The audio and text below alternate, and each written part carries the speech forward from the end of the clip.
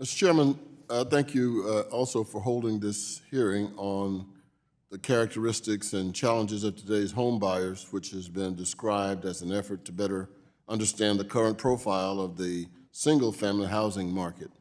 I want to thank the witnesses for presenting data on an ongoing basis, including today, about the housing market and challenges facing borrowers.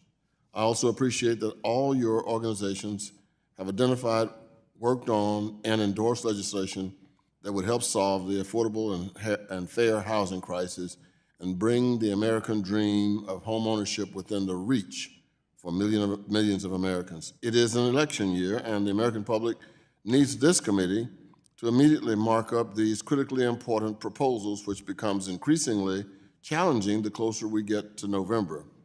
I'm particularly eager for our subcommittee to act on rural housing legislation that I have joined my friend and colleague, Congressman Luetkemeyer, in introducing.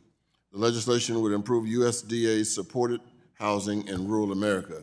Every community, whether in urban, suburban, or rural America, is united in the desire to have a real opportunity to live in a decent, affordable house.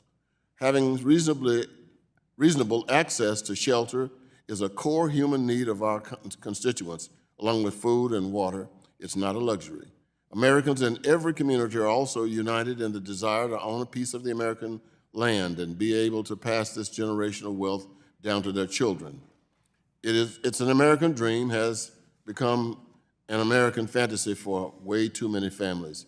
Several factors influence the price of housing. At the core of the housing affordability crisis is a crisis of supply and demand that is driving costs. The United States has a shortfall of 6.5 million single-family homes due to underbuilding. I welcome the committee moving to a bipartisan, bicameral, yes, My Backyard Act to make up, among other proposals.